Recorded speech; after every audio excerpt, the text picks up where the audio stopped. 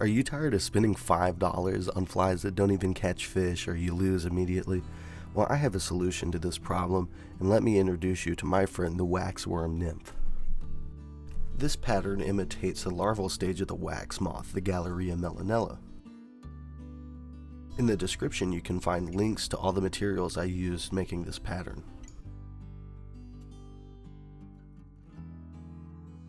Let's go ahead and throw a size 10 nymph hook in the vise, preferably barbless. Then let's slide a cyclops bead on top of that, a 5/32. I'm using a nickel color for this one. Then I'll use some 140 UTC white for the base and body of this fly. Go ahead and start your thread base behind the bead. The waxworm body should be a little chunky, so don't be afraid to build bulk.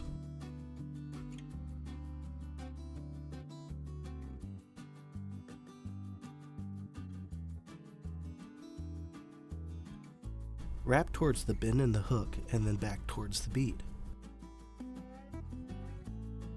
You then want to get a length of clear hairline vinyl rib. Here I'm using the nymph size.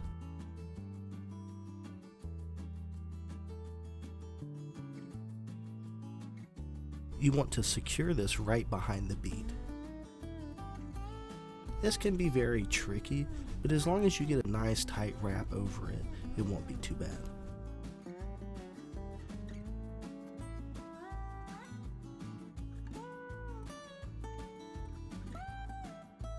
Now let's attach this to the hook all the way back towards the bend.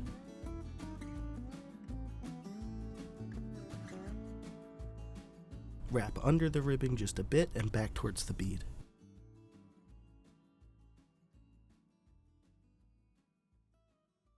Now let's really build that body out and give it some girth. Now that we're happy with the size, we're going to begin wrapping this vinyl ribbing around. So I'm going to take some hackle pliers and secure it to the end of the rib. This helps because then the ribbing won't just be flying around willy-nilly all over the place.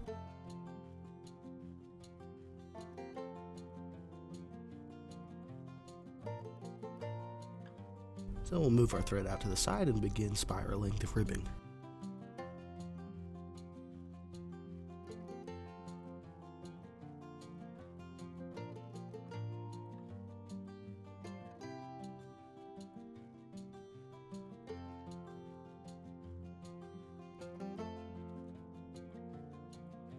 You want to do nice close wraps. That way you can really emulate the skin of a larvae. Check that out. It really gives off a nice, natural, segmented look to the fly.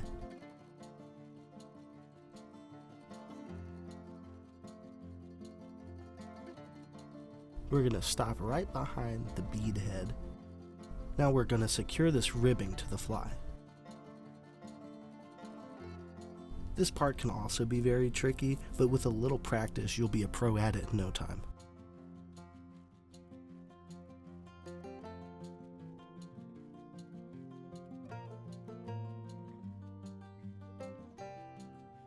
So now we have a basic wax worm. You could go fish this if you really wanted to. So again, make sure that's super secure. Wrap it a couple of times. Now I'm going to use some hairline ice dub in UV red right behind the bead head to make it really stand out.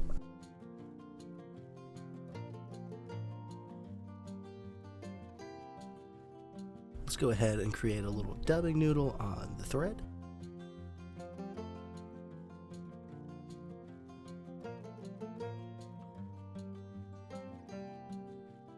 It doesn't have to be a super large amount of it, we're just looking to make a little collar behind the bead.